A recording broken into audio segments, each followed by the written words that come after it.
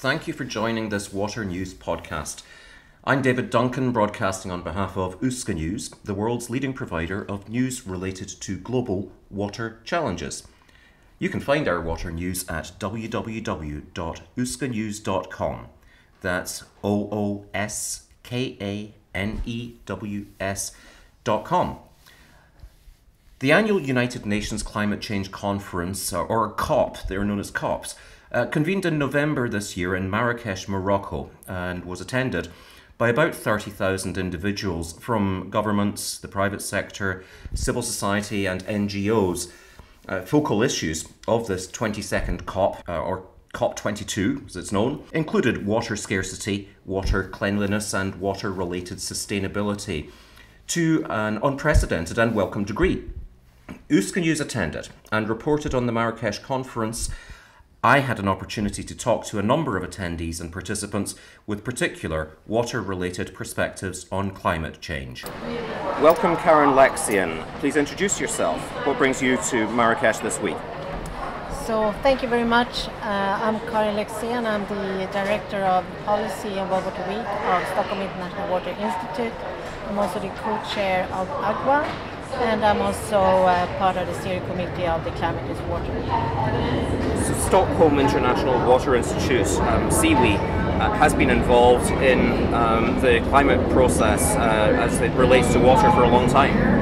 Yeah, so it started with engagement through the World Water Week in 2009, gearing up to the Copenhagen event.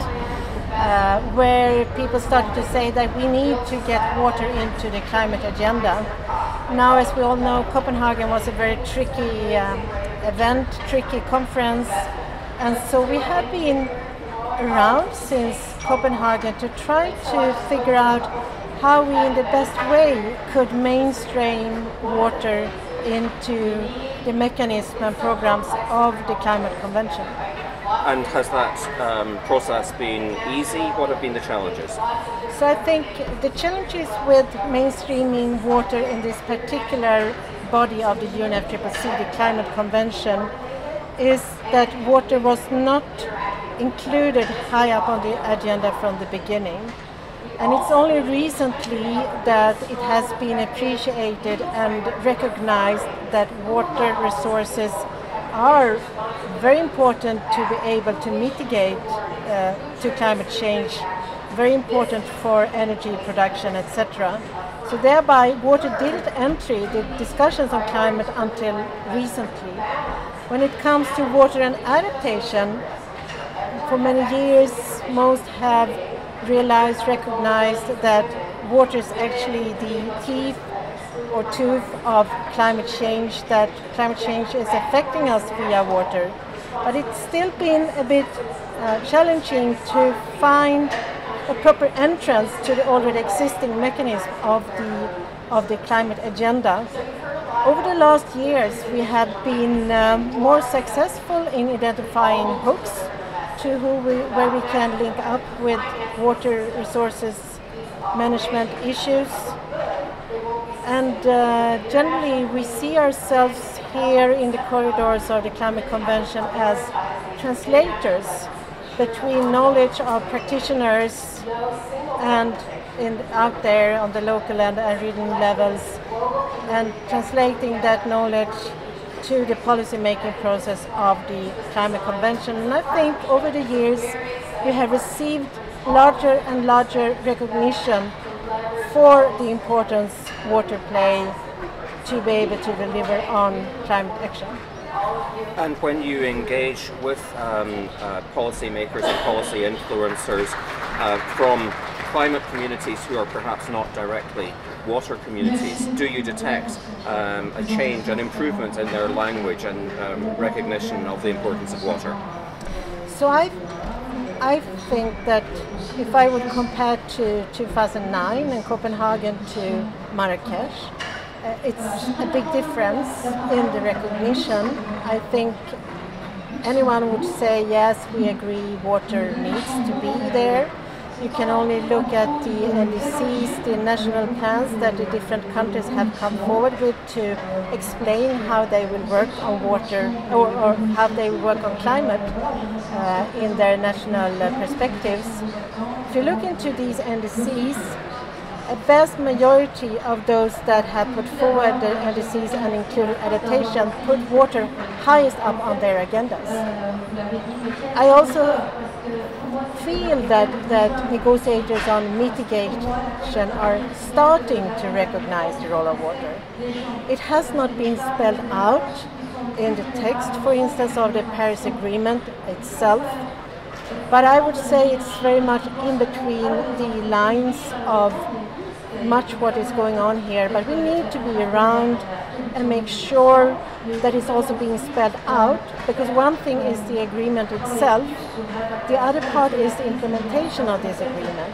And in the implementation, we need to be here to dialogue on how we can mainstream water and climate to make it effective. There seems to be a feeling in Marrakech attendees at the COP that the fact that it is being hosted in Morocco, in a water-thirsty country, a water-challenged country, which is also a water-sophisticated country, because of the challenges, has been helpful in raising climate on the agenda. I want to say that Morocco has been extremely helpful in raising the issue of water. Also, one sign of that is, of course, the full water day of the action agenda on the 9th of November. I also think that the other presidencies that were before Morocco, starting with Peru, continuing with France, also helped step by step to increase the visibility of water. But Morocco has been extremely helpful and very knowledgeable about the importance that water plays. There has been a palpable sense of collaboration among different World of Water participants in presenting a unified, integrated voice and face to the conference. You've been involved also with one of the coming togethers of those voices. You're the co-chairman of the Alliance for Global Water Adaptation. Yes, we think that the Climate is Water initiative that we are also part of is one example on how we're trying to unify the voices. And that's incredibly important.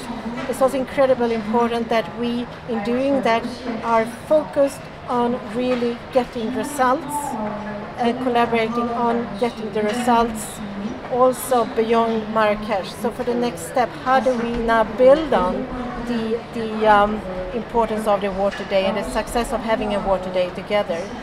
And in this, AGWA can contribute with two V's, if you like. One is the technical arena, the technical vein, where AGWA is working a lot on tools for dealing with adaptation, dealing with uncertainty, linking it to water, linking it to infrastructure.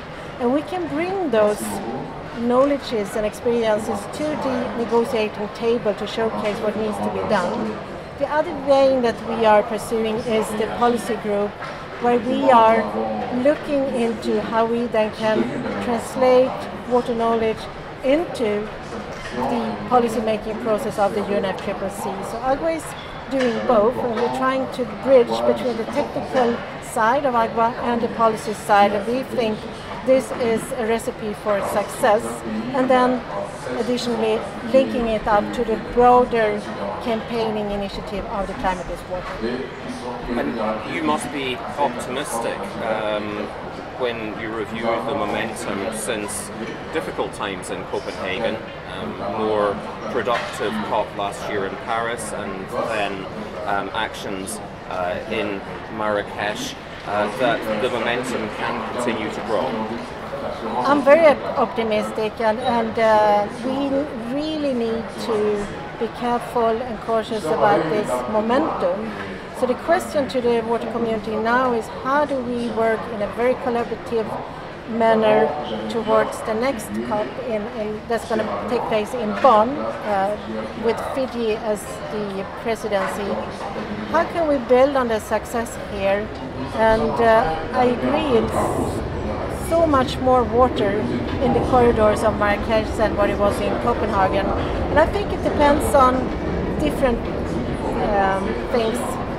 I think overall the recognition of the importance water play for sustainable development has increased. You see it in the global risk report of the World Economic Forum, for instance, that is posing water as the risk of greatest concern in the next coming 10 years. Private sector has stepped up, really recognizing this is a huge risk with water scarcity and water variability. But I also think that it's a little bit like putting step by step, stone by stone, in quite tiresome but steadily forwarding going work on building the recognition of the importance of really inviting the water community to be at the heart of policymaking on climate.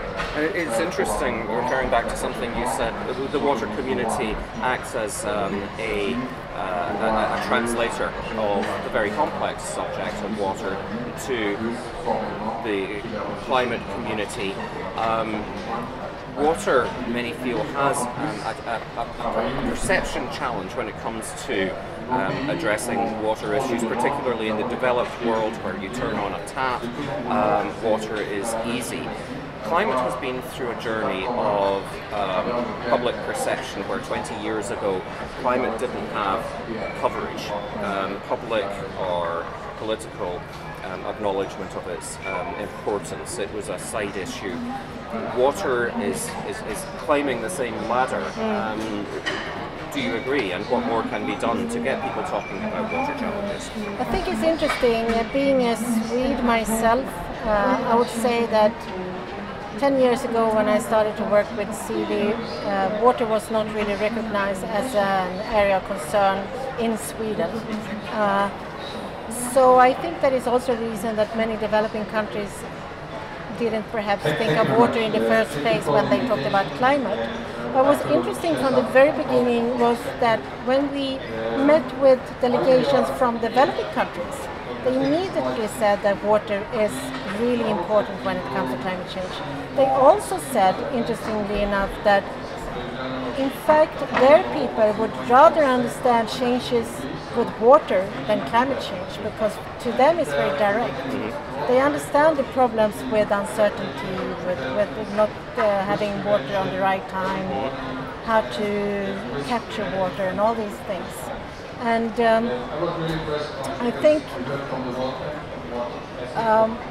think also in developed countries, Europe, not the least the United States, I mean, looking at the California droughts or the big storms you have had with Sandy and Katrina, I think it has been an eye-opener that water is not only a resource, it's also a hazard, and a hazard that you need to find ways, if not control, to at the least manage.